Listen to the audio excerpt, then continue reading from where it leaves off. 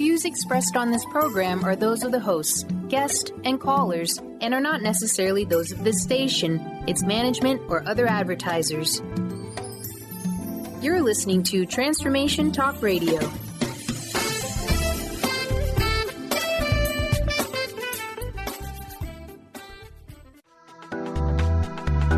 This show's audio was via a Skype call.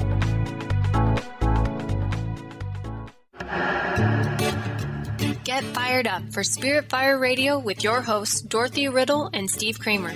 Get ready to shine the light on universal spiritual principles and uncover ways that ageless wisdom can guide you in cultivating consciousness in these modern times. Bring purpose to your life through practical spirituality and add to your awareness with Spirit Fire Radio. Now, here are your hosts, Dorothy, Riddle, and Steve Kramer.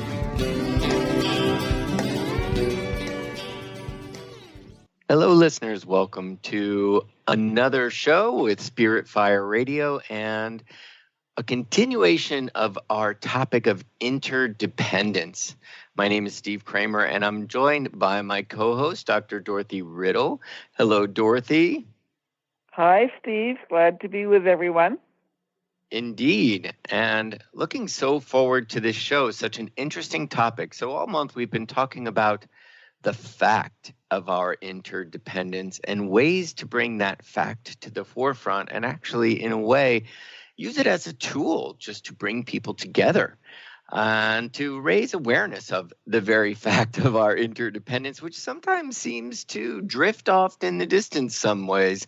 We're going to talk today about service, a very interesting word in relation to interdependence. And so I look forward to this. Dorothy and I often talk about our nonprofits, and they have one thing in common, which is a focus on meditation, service, and education. And I often find, don't you, Dorothy, when that word service comes up, sometimes people scratch their heads a little bit and say, service, and in what way, and what does that mean, right? So I think we will certainly cover that today. Absolutely. Wonderful. Shall we start with a quote? Sure. Here's a quote from Gandhi. Interdependence is and ought to be as much the ideals of humans as self-sufficiency. And then to get us thinking clearly about service, Einstein said, only a life lived in service to others is a life worth living. So it would be wonderful to just go into both of those quotes a little bit, because as I pondered, as I do before these shows quite a bit, and often talk to my partner, who's always got a very interesting take, Tim, we talked about self-sufficiency quite a bit. And I love that first quote is talking about this, these two concepts of interdependence, meaning, we are all linked together and, we depend on each other. And then this idea of being self-sufficient, that actually those two, it seems obvious, but actually maybe for some not so much. Well, I think it is important for each of us to take responsibility for ourselves. And let me just give you and our listeners maybe one illustration.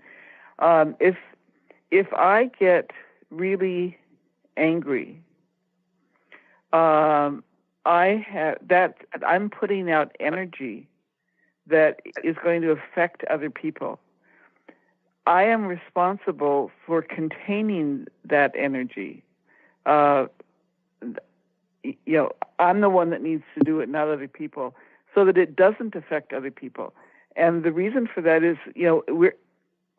we're talking this month about interdependence, but the underlying principle that we know from quantum physics is that we are all interconnected as part of one large cosmic energy field.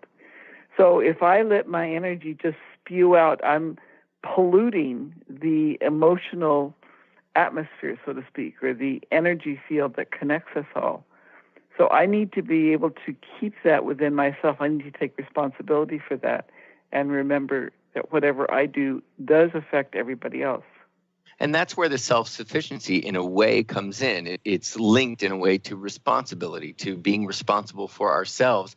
And that is because we ourselves are linked and affect other people, just as perhaps a situation affected us. So it's not only people, it is life itself. We are constantly responding to experience in life, and our response, the way in which we respond, affects others, but we have to also at the same time be responsible for ourselves. But I think it's interesting because when most people hear the word, one thing that's interesting rather is most people hear the word service and they think being of service to another, or even the service industry. And so as Tim and I were talking about this quite a bit, this idea of, at one point, we had cultures, or we actually had communities that were quite self-sufficient, quite contained. There was this sense, almost a contained sense, of interdependence, and the unit itself, everyone was basically responsible for a task, and everyone within that community, everything got done. But as we grew, as a population grew, and as we became more of a world community, and especially we think about the modern age, that we needed to have more services, or services became more important. In a way, we could only get so much done. We have 100 hours, we can get this much done. And it seems like in this day and age, we have 300 hours worth of work that needs to get done in 100 hours. So we need services to make up for that extra 200 hours.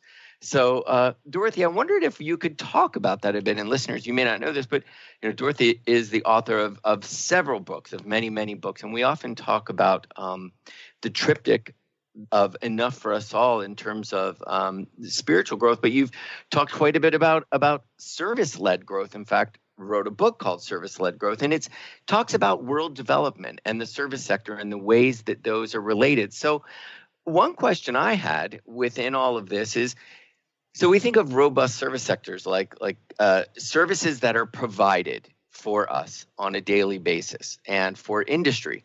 And I wondered, so are robust service sectors necessary for growth, meaning, for the growth of an economic, of a country or of a community, or is it because of the growth that these service sectors are necessary? Does that question make sense? Well, let me tackle it this way. What happens with services is very much what you were talking about, Steve, in terms of when there were small communities, they were self-sufficient. They provided everything within that community. An individual that lives isolated from everyone else has to be able to be completely self-sufficient and supply everything for themselves. But if we want to be able to grow in a more complex way, we just don't have the time and we don't have the skill to do everything ourselves. And that's where services come in. Services, we can think of services as the connective tissue that binds all of us on both a personal level, a spiritual level, and also an economic level. So if I'm somebody, I want to be in business for myself, and I want that business to run well, it's impossible for me to be a CPA, a lawyer, a market researcher, all of these disciplines at the same time. I need either people within my company, or I need to be able to contract out to others that have that specialty. So the more special, the more complex our society becomes, the more we need specialists, and those specialists are services. And it happens in every sector of our economy. The farmer can just farm, but the farmer will benefit by having people that specialize in soil analysis, in veterinary services, in a range of support services for that function that the farmer is performing. So, ironically, services are not visible to us. And so we think either that they don't exist or that they're not that important on an economic level. The same thing happens on a societal level. We don't recognize often how much we depend on people doing things for other people. Now, some communities have volunteer recognition days to try to bring that to the fore, but it's not always obvious to people. Very important. And, I know even just here at the retreat center, we'll often have people gather around the table, and it's so meaningful when they give thanks to everything that went into bringing the food on the table. And I know a lot of us have said grace around the table, where we're really recognizing all the people that played a part in bringing the food to the table. And oftentimes that just goes unnoticed. We think the cook brought the food to the table, but there's a chain of, and here often, it will go back to the Mother Earth and to the sun, and, really thanking that which we don't always see for actually allowing us to have what it is we need to nourish us. So indeed, to see is so important. Yep. Yeah. And Steve, we can look at Hurricane Florence and the response to it and to the ongoing difficulties. As an example, yes, there were federal resources in terms of FEMA. There were military resources available. There were local resources. But all of that was complemented in a very important way by a wide range of volunteer services from outside the area. For example, the Cajun Navy that came in, from the Houston, New Orleans area, the Civilian Crisis Response Team that came in from Indiana, the crowdsourcerescue.com platform that allowed people, when the 911 lines were jammed, to go online and say, I need help with this, and then be matched with a volunteer, and tens of thousands of people were helped through that kind of channel. So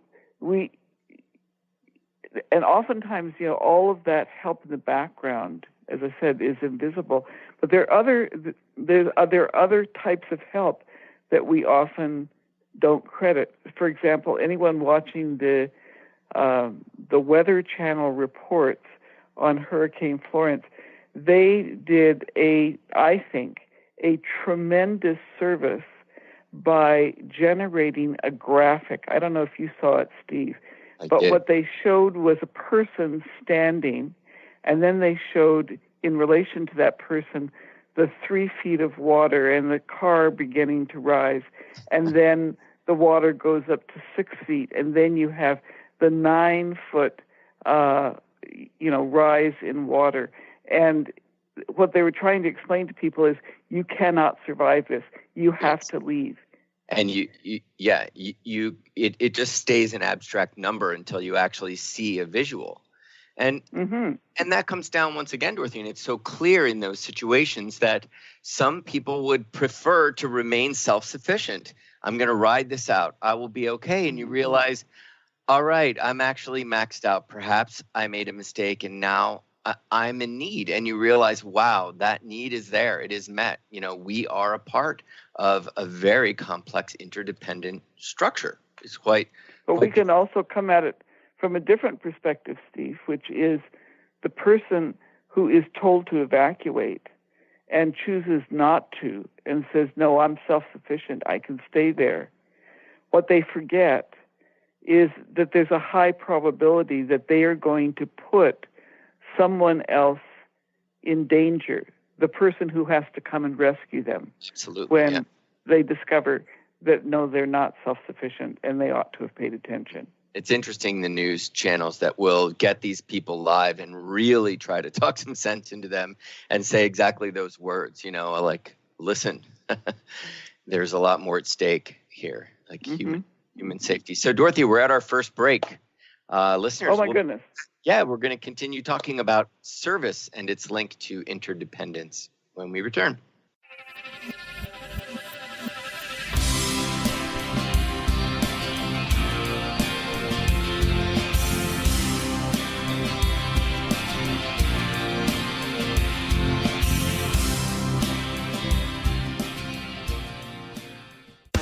Stay juicy. Tune in to Your Juicy Love with me, Una Drake, co-hosting monthly with Dr. Pat, and every second Monday at 12 p.m. on Transformation Talk Radio. My show, Your Juicy Love, helps you find the dynamic, life-affirming love you've always wanted. Transform your relationships and bring peace, joy, and juicy, juicy love to planet Earth. For more information, visit unadrake.com.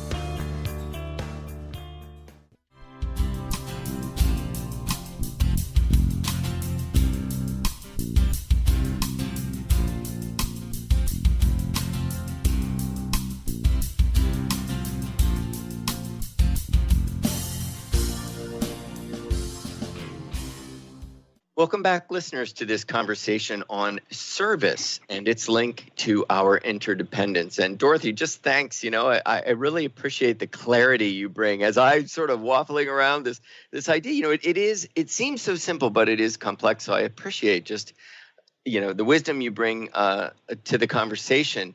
And indeed, as you've said, the more complex we get, and we have talked about that, it is a principle of our universe. It is complex.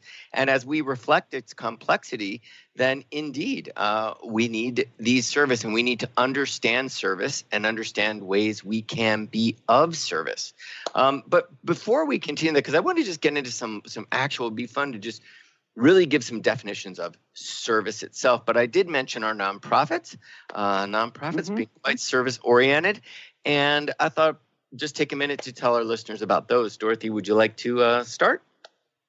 Yes. I am with the School for Esoteric Studies. We provide, we're an educational nonprofit, and we provide training for those who have a spiritual practice that they want to deepen. You can find out more about us at esotericstudies.net.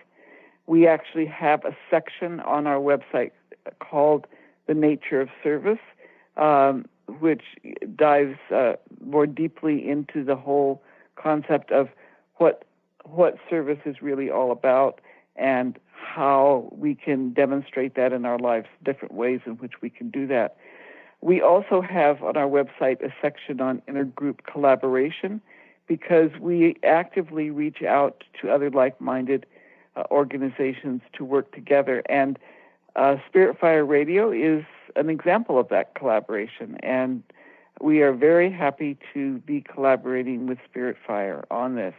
Again, you can find out more about the School for Esoteric Studies at esotericstudies.net. Wonderful, and indeed a wonderful website with so much information. So listeners, do check that out. Spirit Fire is an educational nonprofit as well.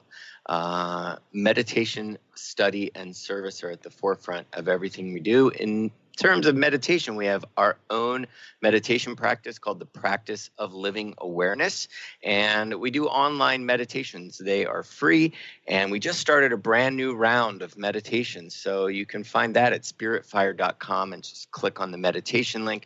We've also got a meditative retreat center in Western Massachusetts, and we too are very thrilled to be bringing you Spirit Fire Radio with the School for Esoteric Studies.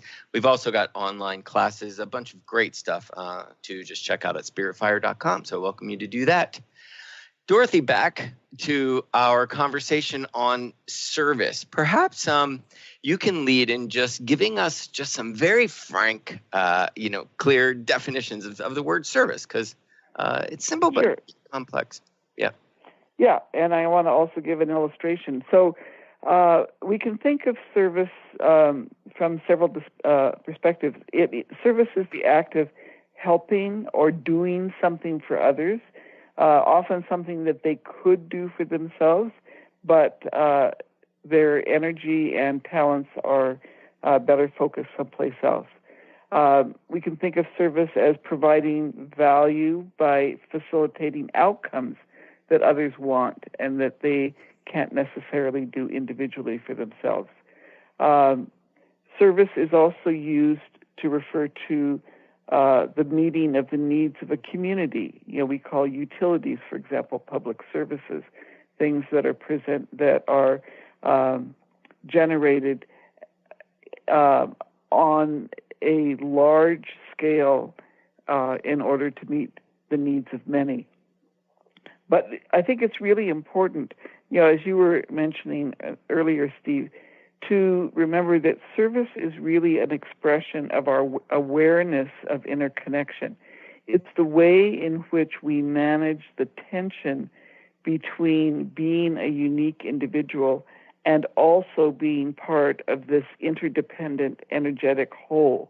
And we often forget that service, if we just step to the economic side, that the services that are invisible to many people are really absolutely crucial. And the example I'd like to give, Steve, is right now in the UK, there is a debate about how Brexit will be implemented. And the plan that the Prime Minister has put forward is intriguing from this perspective, because what it allows for is a way for goods to continue to flow, right? Those tangible manufactured and agricultural products to continue to flow between the UK and the EU economies.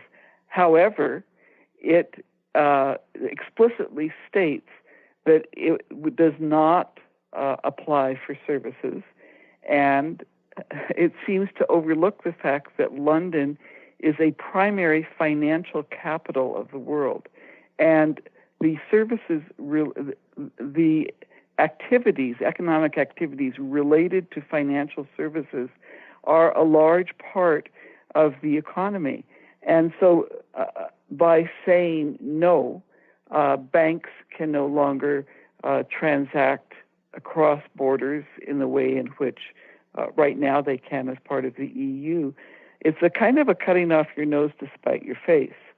I recognize that there's concern about movement of people in terms of immigration and wanting to control that. But one of the very important ways in which we deliver services is by the movement of people. And also, the services themselves are critical. They form almost 3/4 of the world economy. Wow. And yet we focus on that 1/4 that is the tangible, visible part. I'll just share a statistic with our listeners, because I know a number of our listeners are in the United States. The United States went from being an agricultural economy to a service economy in 1923. And the time when manufacturing had the largest part of GDP was during World War II, when the machines of war were being manufactured. But it has never been the primary component of the economy. And yet we have repeated commentary in the news about the decline of manufacturing, or we have the Trump administration focusing on trying to bring back mining and manufacturing. That's not what drives an economy. What drives an economy is the increasing complexity of the services that are provided, whether they're in transportation, finance, professional services, business services, health services, educational services, recreation, the arts, government services. The service economy is huge, and it has within it the supports for the quality of life that we enjoy. Wow. Dorothy, so beautifully said. I mean, that was just so enlightening, in that you realize that it is simply human growth. We become more complex. We evolve. And it is necessary to have these services to provide for that growth and to support it. And we, as you say, here, it often goes unseen. And it's only that when we are without these services, often as human beings, that we recognize them. I mean, just think how simple. Be without running water, and you look at a situation like Hurricane Florence, and you realize, how electricity is, and how much without it, really, you are at a loss that may be quite a shock. and sewage services. And people keep thinking of service as low status. They keep thinking of it as demeaning, and yet, why? Yeah. There's a quote from the movie Made in Manhattan that really stuck with me.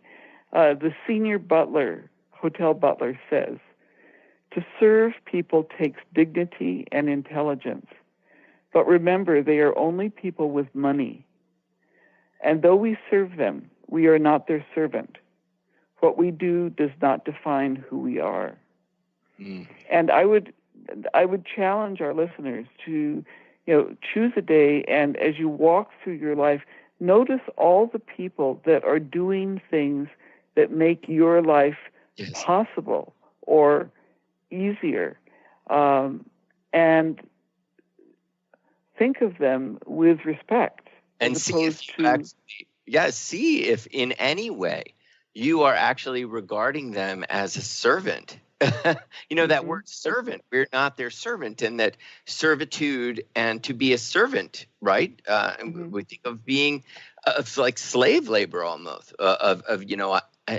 this service is, I am entitled to this service, and to watch oneself. Yeah.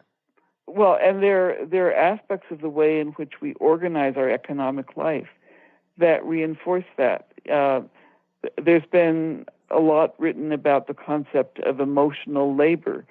People think of service as equated to servitude.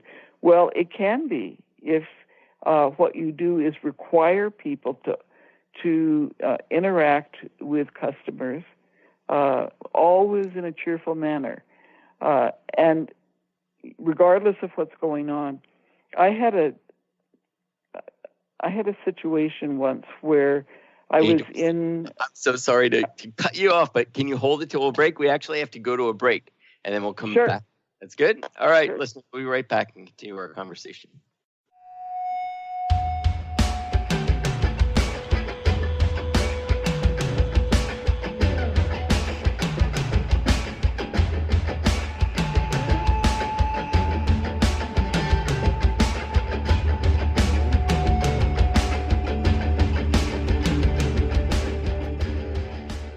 Did you know that all of the shows on the Transformation Radio Network are available as podcasts to stream or download?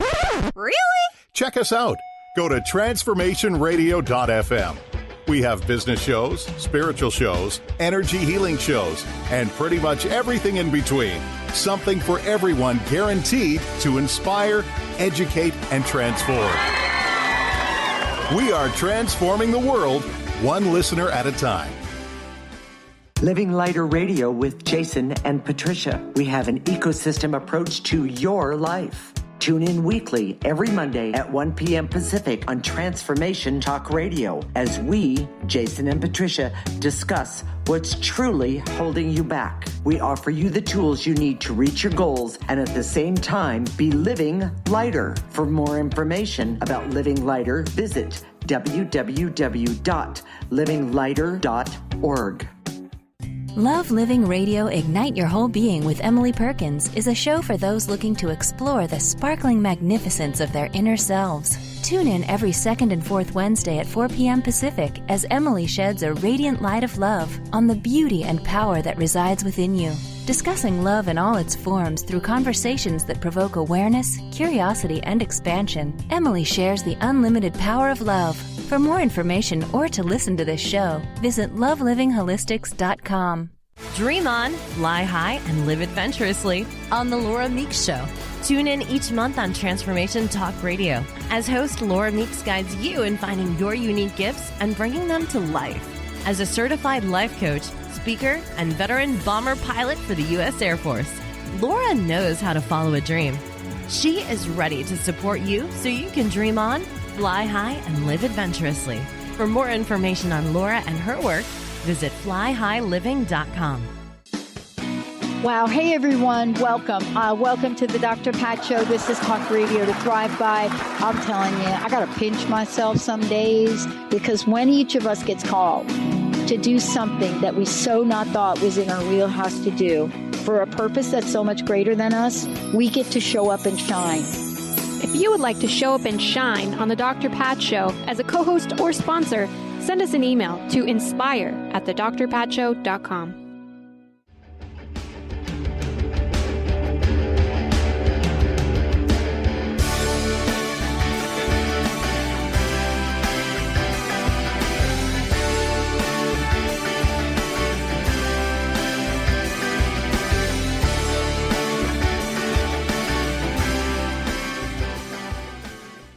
Welcome back, listeners. We are going to continue our conversation on service and independence. Dorothy, just before the break, you were about to tell us a story. You want to just pick up where we left off?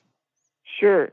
So I was in an airport, and a huge storm had blown in. We were basically snowed in, and flights were being, cancel. You can imagine that people, passengers were very agitated, trying to get rebooked, and the customer service staff, was doing their very best to help people. But there was this one woman I noticed. I was back a ways in a line, but I noticed her, and she was getting increasingly agitated, and she was yelling at people, and being very snappy. And so I chose to step out of line and go off to the side of the counter. I asked to speak to the supervisor who happened to be there. And I said, I think there's one of your staff really needs a break. She needs to be working, in the back rather than up front, because I think this has just really gotten to her. And the supervisor yelled at me, told me it was none of my business. Oh. But the reality is that those of us that work in interaction with other people, sometimes that's fine. But sometimes we need to be someplace where we're not having to deal with other people's energy, just to recoup, just to catch our breath. And so there is that aspect of the pressure on people who particularly are in interactive service to always be on, so to speak. And that is a form of servitude, but it's not necessary in terms of, how the service is structured.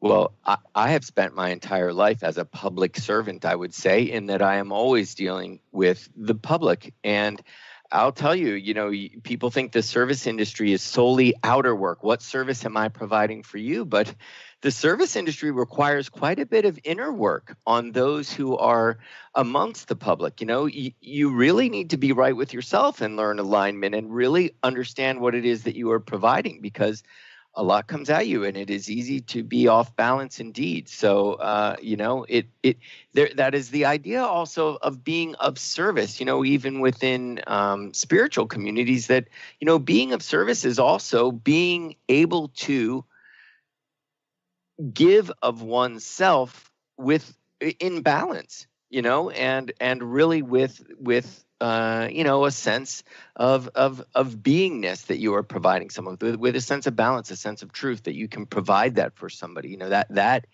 is a service in and of itself. It starts, one of the biggest lessons in the service industry is it starts with me. Deep down, we all want to be met with kindness, meet someone with kindness, and then meet the needs. Mm-hmm. Yeah. Well, and that, I think, that brings us to the point that service, true service, is about the attitude that one brings.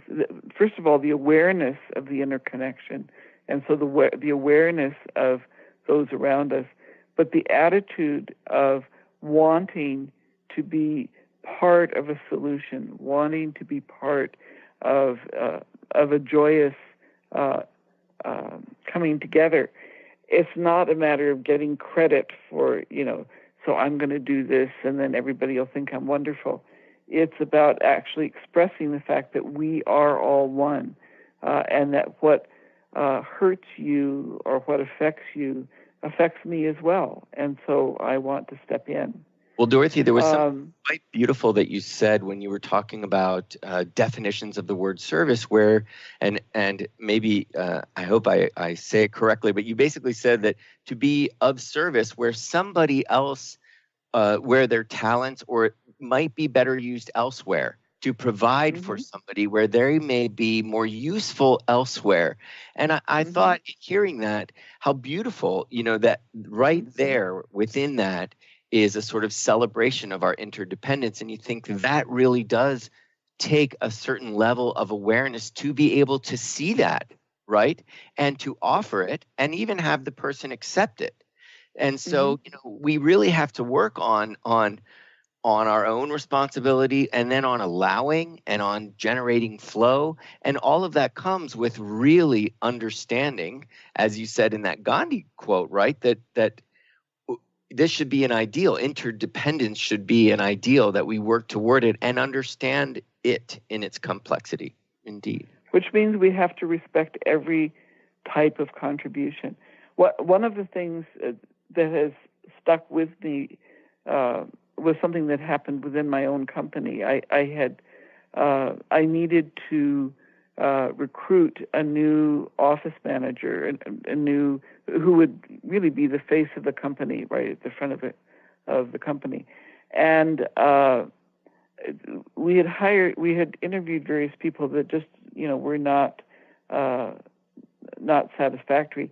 And one of my consultants said, "Well, I know why we're having problems. Who in the world would want to do office work?" And I thought, how demeaning, what a lack of recognition of the very important contribution that those administrative functions perform. They allow you to do the consulting work that you want to do. They do the invoicing and the paperwork and the drawing up of contracts, all of that kind of stuff. And it was just, again, a reminder that when you look around you, every single bit of work that's being done is critical to the whole.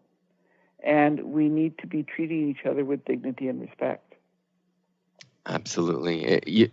You brought something to mind when you said earlier about doing something for the sake of doing it, that, I'm going to be of service and that is going to make me feel better about myself. And it reminds me when I was, I guess in my 30s, and my mom was in a nursing home and not, it was not such a great scene for many years, very necessary for her to be there. And I lived in New York City. She was in Harrisburg, not so far away. And I took the Amtrak train every month to go see her. And I remember, people would always ask, what am I doing? And knew about my mom. And I would always feel like the good son going home to be of service. And I was very much of service and loved being there, seeing my family and helping out where I could. But I remember this sort of pride that I felt that it was generating, that, I'm going home every month, and this idea of doing it regularly. And then when things turned a little bit for the worst and something arose in me, and I realized, wow, my mom really just needs love. It is really not about me. It's not about what this is doing for my sense of self, but just quite literally that connection that we have and celebrating that. And every day was so meaningful because what I was offering was so much more than being, the dutiful son, but just being another human being who loved this human being and sharing that love and not having it be anything about, about the service, but really the experience and what was being exchanged. So quite meaningful. To me in that way. And that can be true in every single interaction that we have in our lives. I mean, we go through, I'll speak for myself. I can get in a very preoccupied state, and I just kind of zip by interactions, things that people are doing for me, or things that people have done or have put in place that make my life possible, without thinking about those people, without being grateful to those people for what they're doing. Today in my community is a day when the garbage is being picked up. Well, isn't that wonderful that someone will come to my home and all I have to do is put things out at the curb and they will take that off to recycling or whatever can be done with it. which means that I don't have to stop what I'm doing and drive off and distribute, these materials in various places. Things like that we just take for granted. There are an awful lot of ways in which people contribute in our communities that make our life much more pleasant. Well, and to also perhaps, and I'm often here when the garbage men are coming by to pick up our garbage, and we run a retreat center, so there is a lot of garbage. And every now and again, I feel the need to, when I listen for them, and I know today's the day, I don't have anything going on, and I feel the need to just walk down and say, thank you guys so much. I really appreciate this. I know this is a big job, and I just want you to know I really appreciate what you do, because that is one of the things. There are times we have too much, and I have to take the garbage down to the dump. I'm always thankful for the dump.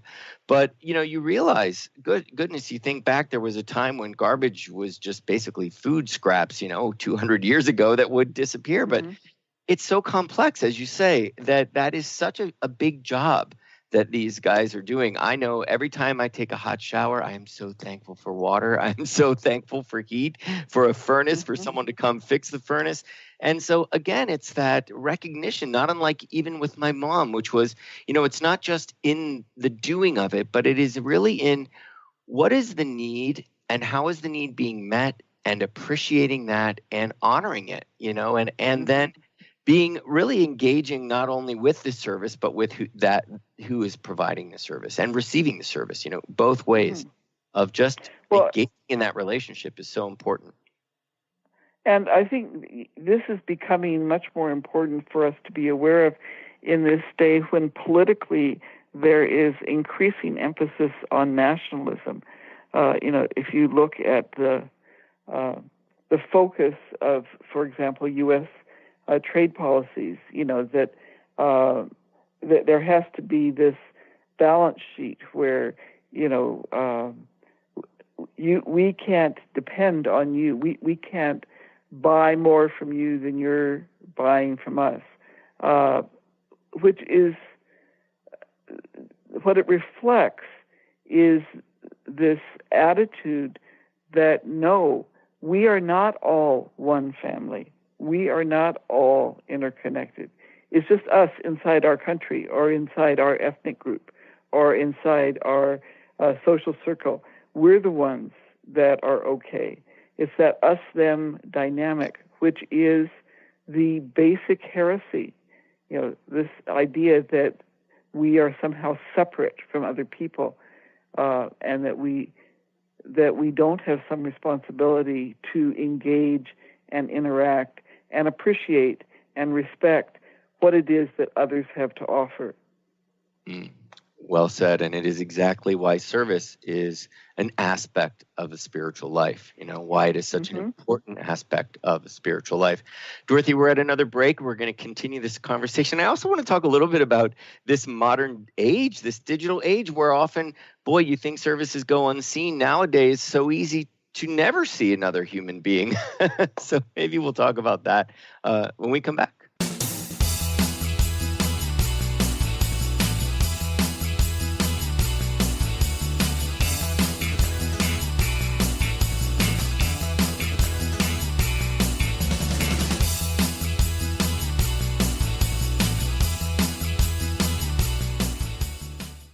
Do you know how powerful your thoughts and beliefs are in determining your experience of your life?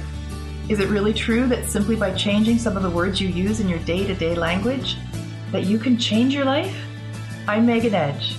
Join me on Playing on the Edge, Radical Change with Ease, with my co-host Dr. Pat on Transformation Talk Radio. I look forward to seeing you there. To find out more about Megan Edge, visit her website at meganedge.ca. Hi, I'm Steve Kramer of Spirit Fire Radio, and I believe that meditation changes everything. It leads us in the direction of greater well-being, and that's a fact. I struggled with meditation for years. I understood the principles, but I found it hard to incorporate them into my everyday life. Spirit Fire's meditation practice changed that. It's called the Practice of Living Awareness, and it's taught in 14 steps. These are 14 tools that I can use in any moment, on and off the cushion. Steps like smile, flow, and ground of being support my clarity of mind while I'm navigating the ups and downs of modern life. That's why it's called the practice of living awareness. If you'd like to add meditation to your daily experience, the practice of living awareness is free, online, and it's suited for any level of practitioner. Visit spiritfire.com for more information. And be sure to check out Spiritfire's meditation retreats in Western Massachusetts. It's all there at spiritfire.com. Tune in to People Like Us Radio with Megan Lyons, transcending the trauma of the human experience. Megan will be raising the universal consciousness by empowering listeners with their own inner strength, working past trauma and abuse. Megan will show you how to find true healing and inner peace through the art and practice of self-love. Tune in every first and third Friday at 10 a.m. Pacific, 1 p.m. Eastern. For more information about Megan and her work, visit enterthelightllc.com. What is a brilliant culture, and how do we create them? Why are they important? Claudette Rowley has created a breakthrough 5-step process to help you align your culture with your business strategy for exceptional results. Looking for a culture that drives organizational excellence? Listen to Cultural Brilliance Radio, the second and fourth Friday of each month at 10 a.m. Pacific and 1 p.m. Eastern on Transformation Talk Radio. To learn more or work with Claudette, visit culturalbrilliance.com. Would you like your next chapter to be free from fear and angst?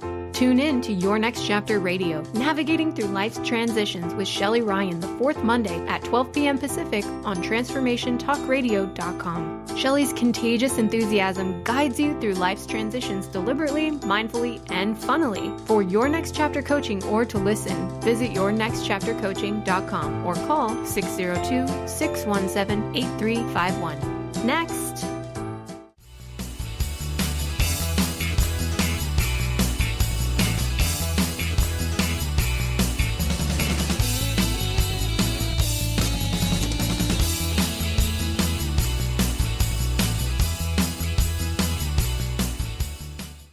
Welcome back, listeners. Dorothy, I'm so enjoying this conversation. It's fascinating.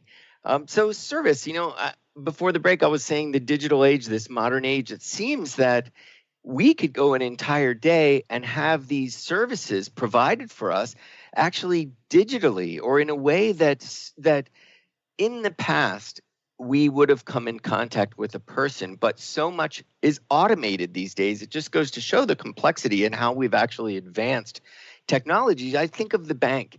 When I was a kid, I loved going to the bank with my dad on Fridays because I knew the tellers, and they were there every Friday, always smiling. We would, in fact, always wait for one particular teller. Her name was Vicky, and I just loved her. I thought she almost seemed like part of the family. And nowadays, boy, I think I still go to the bank personally, but I think of my partner, Tim, who's very efficient, who always does everything digitally. He deposits his checks. Everything is done through an ATM or through an electronic transaction. So it even seems we have to work harder to have that human exchange and just be able to say, thank you. I really appreciate you organizing and storing my money for me and allowing me to withdraw it when I need it. Right? It seems like in this day and age, when we do come in contact with a human being, we've got to almost relearn how to connect, look someone in the eye, smile, and say thank you, because we're so used to it being so fast. Well, the example that you give is, to me, an interesting example of how we can forget that there are people that are engaged. We forget until, for example, I do a lot of my banking online too, but I needed to transfer money, and the transfer function was not working. And it was not working for about 20 hours, and it was very, very frustrating. So the thing that I needed to be aware of, that I can forget, is that there are people in the background. It's like people have moved from the foreground to the background, right? There are people in the background overseeing, checking, making sure that things are okay, maintaining the systems, redesigning the systems when they don't work. So there is a lot of service going on, but it is not visible to us. It becomes visible to us when we need to use the online chat line or the call-in, and then, when you wait 45 minutes, there it's not so pleasant. So, you're correct. There are changes in the way in which service is being delivered. A lot is being automated, but it really means that the tasking then is changing in terms of what's going on. And levels of people still needing to take responsibility. That's not right. forgetting that people are depending on you, that we are still, we are interdependent. It is a fact. That's yes. right. I'd like to shift just for a moment, Steve, to another aspect of service, because if we think about service as the way in which we express our interdependence, that it flows out of our awareness of interdependence, that it is part of our commitment to the common good, or to enhancing the common good, supporting and enhancing the common good. I think many of us may feel challenged. I certainly feel challenged about how do we provide service? How do we engage in our community in a way that is not divisive? If we take seriously the fact that we are all interdependent and that becoming separative or divisive is a heresy, is a problem, then what do we do? Because on the one hand, if I don't agree with a policy, if I don't agree with a position, if I feel that something is happening that is immoral or unethical, I need to speak out. I can't simply remain silent. If I remain silent, I condone that. So I need to call out, but on the other hand, I want to do it in a way that doesn't contribute to an us-them dynamic. So I've been thinking a lot about this, and kind of monitoring my own behavior. And yes, I can engage by providing support, physical, emotional, financial support to parties that I feel are acting ethically, that do have the common good in mind. But I need to be very careful about how I think about and speak about and act towards those that I don't agree with. And I come back to, I may have shared this with our listeners before, but I come back to that model of MAD, Mothers Against Drunk Driving. They're not against drunk drivers, the people. They're against the action. And separating the action, criticizing the action, holding the action up to scrutiny, applying our moral compass to actions, rather than saying, well, that person's all bad, right, because they take this position or they act in this kind of way. But it's challenging. Right. And so service is, you can be of service by simply asking, is this thought, is this action, are these words divisive? Are they harmful? Are they creating that us-them mentality, or is that the result? So that actually is a service as well. Indeed. It reminds me of the Bodhisattva vow.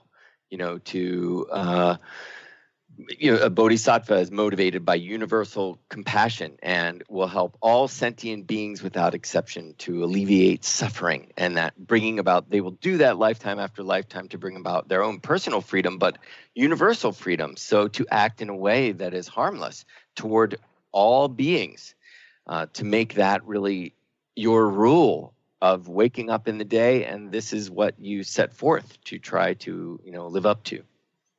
Indeed.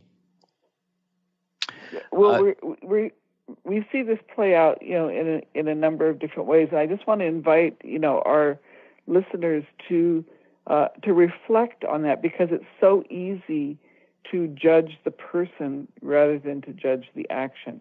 And every time we judge the person, we can create a divisiveness. And there certainly are a lot of actions that I don't agree with right now, but I need to somehow make that distinction. Right.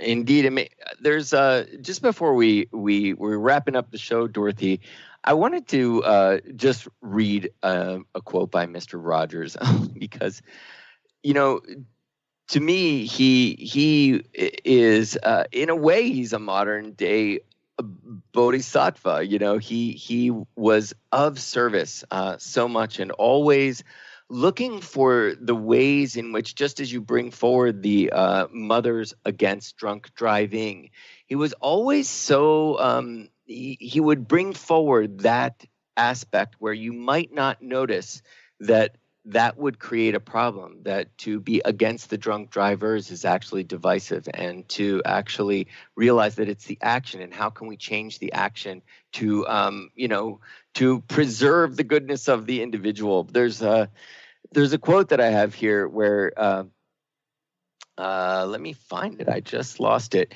He says, we live in a world which we need to share responsibility. It's easy to say, it's not my child, not my community, not my world, not my problem. Then there are those who see the need and respond. I consider those people my heroes. Makes me think of the hurricane and the helpers. He was also quite famous for saying, look for the helpers. You can always find the people who are helping. So, again, listeners, to also go into your day and look for who it is that is helping you. Who are the helpers? And are they people that you usually might not notice? And to notice them, to thank them, to smile at them, and to bring them more into your world and see that, really respect what they provide for you and the fact that they're necessary. Dorothy, any final words before we go? I think the key is for all of us to recognize that if we will be ourselves in the world, that naturally that necessitates our attending to other people, our noticing other people, because they are part of us, noticing what's going well, noticing when they're helpful, thanking them, noticing when there's an issue, seeing how we can step in to be helpful with that. Indeed. We are in this together. Dorothy, been a wonderful show. Thank you, listeners, for joining us. Next week, we're going to talk about ways to strengthen our independence. We're going to talk quite a bit about compassion and its link to interdependence. I hope you'll join us. See you then, Dorothy. See ya. Thank you for listening to Spirit Fire Radio. Tune in each Wednesday at 9 a.m. Pacific, 12 noon Eastern for your weekly guide to purposeful living and practical spirituality. Join hosts Steve Kramer and Dorothy Riddle as they shine the light on universal spiritual principles and uncover ways that ageless wisdom can guide you in cultivating consciousness in your everyday life. Add to your awareness with Spirit Fire Radio. To learn more, visit spiritfireradio.com.